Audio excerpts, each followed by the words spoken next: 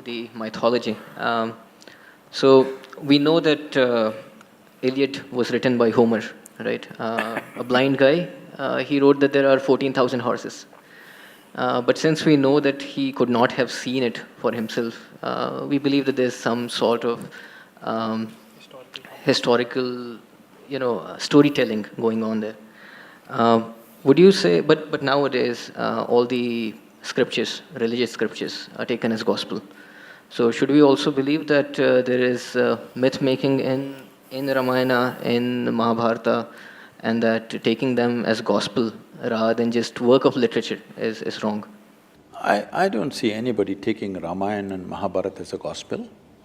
There are certain factions which are… No. They cannot, because they'll get freaked out with confusion. Because there are all kinds of people in Mahabharata, the best sort of man, the worst sort of man, in between every kind of man and woman. Is there over 100,000 characters? How can you make a gospel out of it?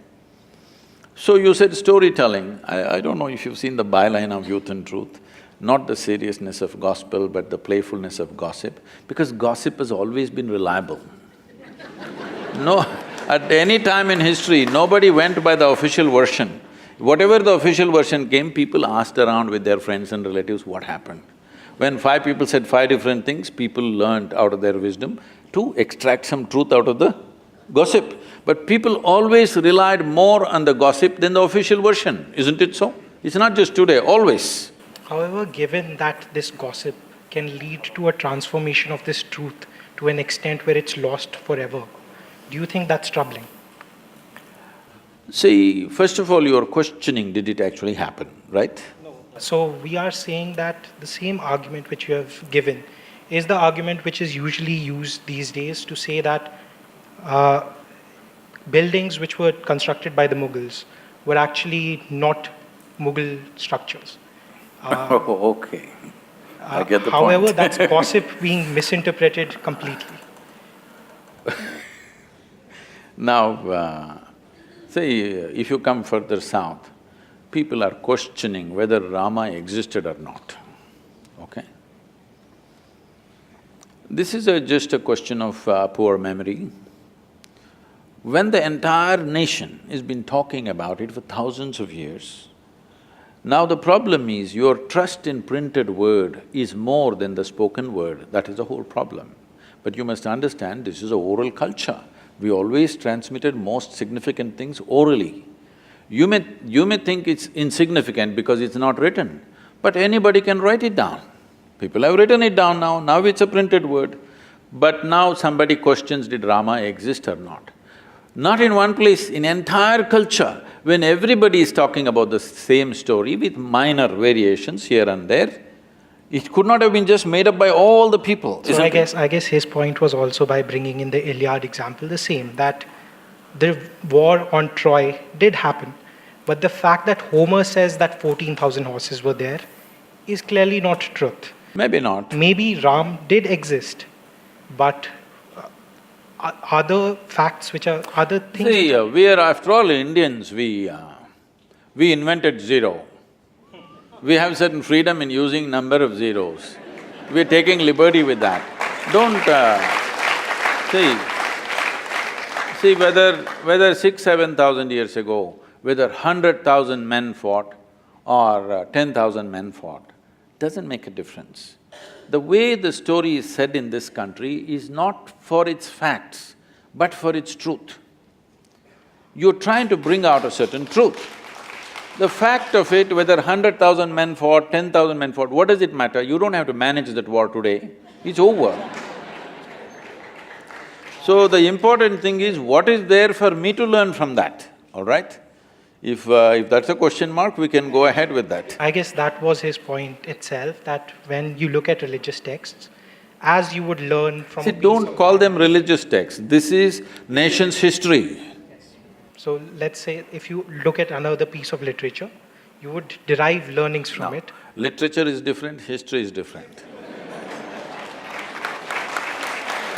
Literature can be fiction.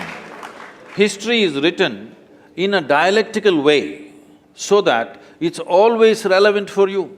I'm saying 6,000 years ago, whether a man existed or not, what's my problem? Unless he has something to contribute to my life today, isn't it?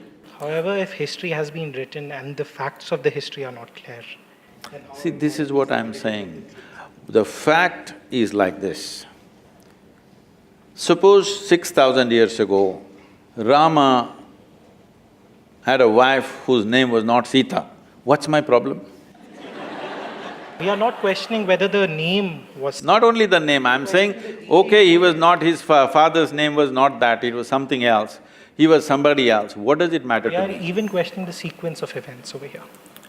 You can. How they… See, sequence of events also you can question, but what I'm asking is, a 6,000-year-old drama, if it got little mixed up, it is not your problem. The problem is just this, is there something for us to get from that? Sure. That's all the thing is. Now, why we are worshipping Rama in this country is, he's not a super success. He's a serial disaster, if you look at it. Yes. Even today is having real estate issues, that's why you brought this up.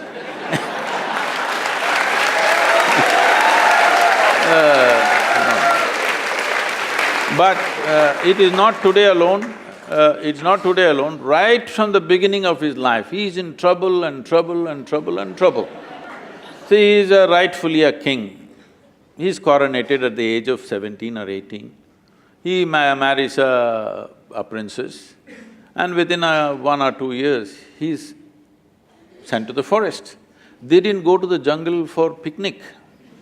As some of the television serials are showing Rama, Sita doing all that. No, it is like, throwing him out of the kingdom from his power and everything. That itself would have shattered a man, but he settled down there. But Rama is also an insecure person who, when Sita came back to him, first she sat through fire. We will come there, don't First jump. she sat… First, let's kidnap her, no. See, now you're changing the see, now you're changing the sequence of things. First, let's kidnap her, all right?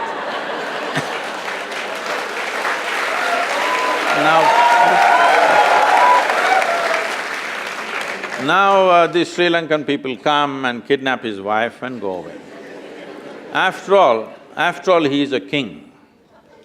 If somebody steals his wife and takes her away some 3,000 kilometers down south, there's no GPS to even find out where is Sri Lanka, all right? At a time like that, being a king, he could have found a local solution. There would be any number of women to marry the man, he's a king. But he goes in search of her, not with a big army, just him and his brother, like ordinary people. If a man has to walk 3,000 kilometers down south, not knowing where she is, whether she is alive or dead or what's happened, then she must mean so much to him, yes or no? Otherwise, why would a man walk that distance? Now, he goes there, he forms a Tamil army, don't forget this and then there is a fight, kills hundreds of people, burns down a beautiful city, gets back his wife, comes and settles down. Before this, I will tell you, he goes for a year of penance in Himalayas. His brother asks, "Are you crazy? This man stole your wife and now you're doing penance for his death." He said he had 10 basic qualities, Ravana. Killing those 9, which were horrendous qualities, no penance for me, no repentance for that. But he was also a great devotee and I killed that also. So 1 year of penance the man goes for. This is not a And then he settles down and his wife is pregnant. You must understand, for a king, his wife is pregnant means it's not just about a child, it's a progeny for his empire and there are many things involved. No sonogram, so he doesn't know whether it's a girl or a boy or boys or girls or anything. But once again a political situation evolves where he has to send his wife to the forest, which you are saying is insecurity. Not that part. Then- So we can even begin from the first point in which, after he rescues Sita, Sita has to sit through a fire to prove that she is pure, For whom? so that other people will accept her. Because Rama cared about how people saw him. Rama, when he came back, a random dhobi in your kingdom said that, "Sita, I am not like Ram who will keep a woman in my house who might have a child which is not mine. For this, Rama sends away Sita again to the forest. That is the insecurity you're talking about. At any point, Rama wanted his people to love him. No, let's come to this properly. Today in our country, there are many kinds of things. I'm asking you, do you want a leader for this nation who puts the people of this nation above his own family and his personal love? I'm asking you. Or do you want a Dhritarashtra, at any cost my son? You want a man who puts the citizens of this country above his family. This is not just another woman for him. He went and fought a battle for her, walked 3,000 kilometers. This is not just another woman. He is living for her, but still he sends her back to the jungle when she's pregnant, knowing fully well that it could be his future for this kingdom. And he's putting… See, it is not just about a dhobi, this is what your mistake… you're taking these things literally. When a dhobi said, what it is being said is ordinary people are talking like this.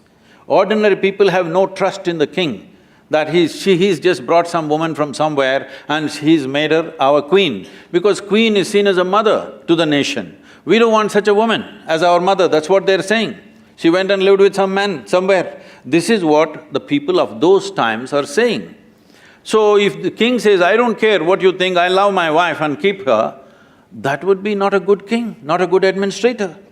So he is putting his people above somebody that he loves very, very dearly, and she's pregnant.